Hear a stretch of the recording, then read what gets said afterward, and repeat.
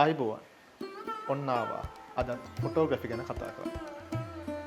මම පොරොන්දු වුණා වගේම ෆොටෝග්‍රැෆි වල මගේ අත්දැකීම් සහ ඒ ෆොටෝ ගන්න උපකාරී වුණු තාක්ෂණය ඔයාලත් එක්ක කතා කරන්න තමයි මම අද ආවේ. මේ රටක ඉතිහාසය වෙනස් කරපු රටේ දැවැන්ත වෙනසක් කරපු එක ඡායාරූපයක් තියෙනවා. ඔයාලා දැනටමත් දන්නවා මේ ඡායාරූපය මොකක්ද කියලා. මොකද මම මේ තම්බ්නේල් එකට දාලා තියෙන මේ ඡායාරූපය.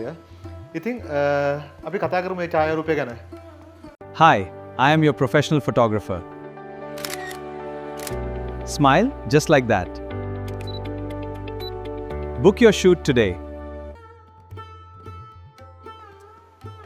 මේ ඡායාරූපය මම ගන්නේ කොළඹ සෝලියස් හොටල් එකේදී.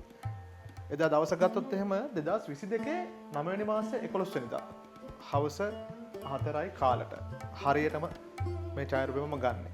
ඉතින් මේ ඡායාරූපය මම ගන්නේ ජාතික ජනබලවේගයේ නීතිඥයෝ සංවිධානයේ කොළඹ දිස්ත්‍රික් සමුළුව වෙලාවේදී කවුරුත් හිතුවේ නැතුව ඇති මේ වගේ ඡායාරූපයක් ඒ වගේ පොඩි සමුළුවක ගත් එකක් කියලා.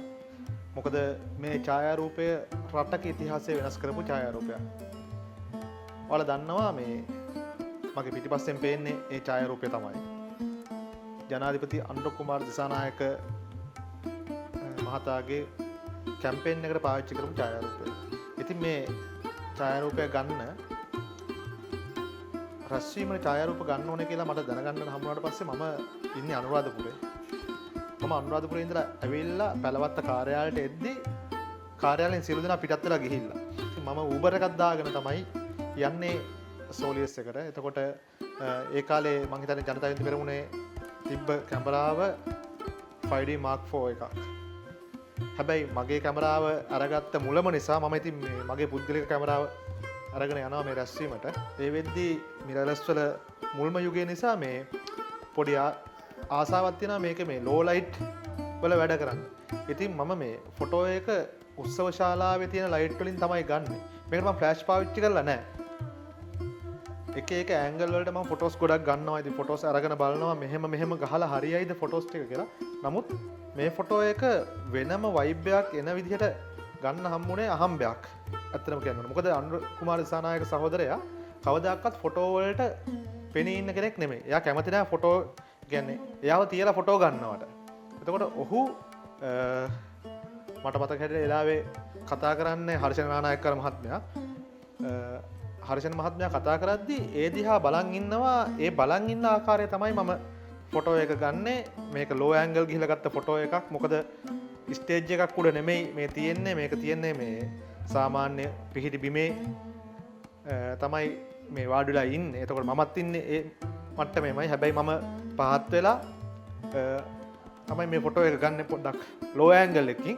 ඉතින් මේක ගද්දී මේ මම ගන්න පාවිච්චි කරේ Canon R6 කැමරාව. මම ඉස්සෙල්ලත් කිව්වා මට Canon lens එකක් තියෙන්නේ නැහැ. මං ගාව තිබ්බේ Sigma Sport lens එකක්. මම මේකේ පාවිච්චි කරා 2.8 aperture එක. ඒ වගේම තමයි මේ ISO speed එක මම ගත්තේ 1600ක් වගේ ප්‍රමාණයක්.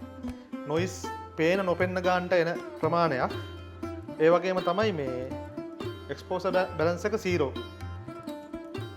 focal length එක 171ක් වගේ. කියන්නේ 200 lens එකේ 171ක් වගේ තමයි මම පාවිච්චි කරලා තියෙන්නේ. 70 lens එක ෆ්ලෑෂ් පාවිච්චි කරේ නෑ මේකට. මේ available light තමයි අරන් තියෙන්නේ. shutter speed එක ඇවිල්ලා 100. තප්පරේ 100න් එකක් තමයි මම මේක යොදාගෙන තියෙන්නේ. ඉතින් මේක තමයි මේකේ තාක්ෂණික කාරණා ටික.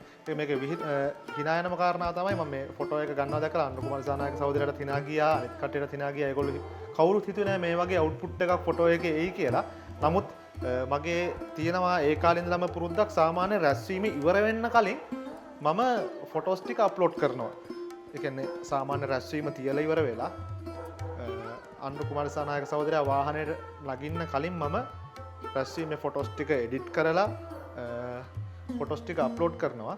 ඉතින් මේ මෙහෙම කරද්දි දැන් මට මේ ෆොටෝ එක එඩිට් කරද්දි මට මේක නිකන් මාර වයිබ් එකක් දැනුණා. මේ අමුතු හැඟීමක් තියෙන මූණේ අමුතු පෙනුමක් තියෙන දුර දක්මක් තියෙන ෆොටෝ එකක්. ඉතින් මේ ෆොටෝ එක කවදා හරි වැඩක් වෙයි කියලා හිතලා මම ඒකේ රෝ ෆයිල් එක ඩිලීට් කරන්න නැතුව මං ගාව තියාගත්තා. ඉතින් 2024 ජනාධිපතිවරණයේ වෙනස් කරපු ෆොටෝ එක බවට පත් වුණේ ෆොටෝ එක. තවත් ෆොටෝ එකක් ගැන අපි එහෙනම් තව දවසක කතා කරමු. මේ ෆොටෝ එක ගැන මට කියන්න තියෙන්නේ මෙච්චරයි. ඉතින් අපි මේ අපිට කතා කරන්න දේවල් ගොඩක් තියෙනවා. ඉතින් ඉස්සරහටත් කතා කරමු. ඔයාලා මගේ දැකපු හොඳ ෆොටෝස් තියෙනවා නම් ඒවා මට කමෙන්ට් කරන්න පල්ලෙහා. මම ඔයාලටත් ඒ කියන්නේ ඒ ෆොටෝ එක ගැන කියන්නම්. ඒ වගේම තමයි මේ ඉල්ලීමක් කරන ඕගොල්ලන්ට තව මොනවා හරි මගෙන් දැනගන්න තියෙනවා නම් අනිවාර්යෙන් පල්ලෙහා කමෙන්ට් සෙක්ෂන් එකේ ඒක ලියන්න. ඒ වගේම මේ වීඩියෝ සීරීස් එක තව කෙනෙකුට දැනගන්න මේක ෂෙයා කරන්න කියලා ඉල්ලනවා. ඒ වගේම මගේ YouTube ප්‍රේක්ෂකයන්ගෙන් මම ඉල්ලනවා මාව තාමත් subscribe කරලා නැත්නම් දැන්ම subscribe කරන්න. ඊට පස්සේ bell icon එක ක්ලික් කරන්න. එහෙනම් අපි වීඩියෝ එකකින් හම්බෙමු. අදට මම ගිහින් එන්නම්. මම චන්න ජයවර්ධන.